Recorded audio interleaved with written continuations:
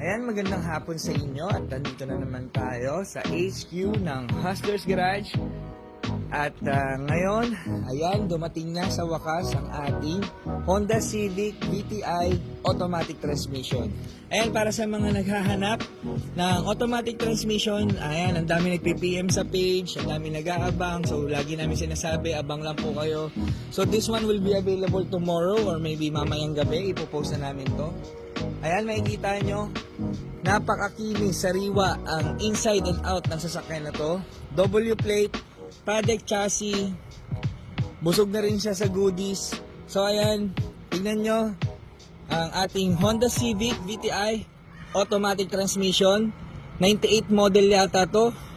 Ayan, so ayan, makikita nyo naka Stanley na headlight, smoke. Ayan, magkano ang value nyan, original Honda yan. And then nakalabi siya, naka-chain na Mugen, naka-mesh grill, wala na rin siyang Honda logo, and then naka-size 15 na mags. Excellent ang paint condition nito, napakakinis. Ayan, ikutan natin. Napakakinis, pati bubong niya, walang issue. May mga minor starting na siya na bubbles, pero given yan sa mga 90s Honda, ayan. Napakakinis, sariwa ang labas nito, pati loob. Ayan, papakita ko sa inyo. Ayan. So sa mga nag-aabang ng Honda Civic na VTI, ito na siguro yung inaantay nyo. Magpaunahan na lang kayo. Pwede kayong mag-PM for reservation. Pwede kayong mag-down or something, bahala kayo.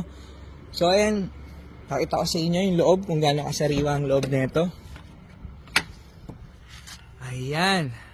May kita nyo ang ceiling, napakalinis. Tapos, naka-manibela na rin siya.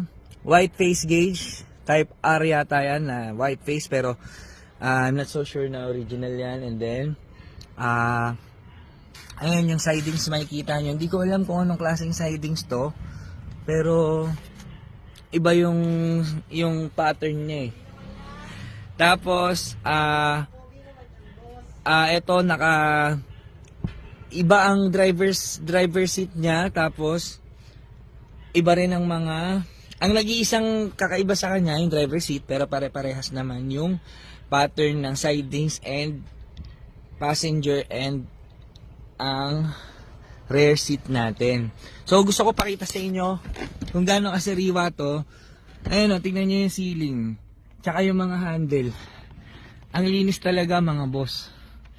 So ayan. Ayan. Working ang aircon natin, working ang speaker natin. Working ang aircon natin, sobrang lamig. Tapos makikita nyo napakalinis ng mga salamin niya. Hindi ko alam kung ano ba to, pinasariwa o sariwa talaga siya. Kasi nakuha namin, ganito na siya. So panalo ang makakakuha nito. Ayan, check nyo guys. So unahan na lang tayo dito. Sa mga interesado dito, pwede kayong mag-PM sa page. Pwede na kayong mag-reserve. Actually, nung nakaraan, nag-deliver kami sa Nueva Ecija. Ang client namin, taga Dubai. So binayaran niya na ng buo, full payment. Bank transfer na lang ang ginawa niya, tapos dineliver namin sa Nueva Ecija. So para sa mga karatig lugar, pwede kami mag-deliver Metro Manila or mga karatig lugar. Basta kaya ng aming powers, i-deliver namin yan. So, ayan, dami naghahanap nito. Magunahan na lang kayo. Bagong palit din ang busina niyan. Ayan, makikita nyo, kulay orange. Snail type. Ayan, napakaganda nitong sasakyan na to. So, PM lang kayo sa page, Hustlers Garage. At makikita nyo full details doon, ang information ng sasakyan na to. So, yun na lang muna. Peace.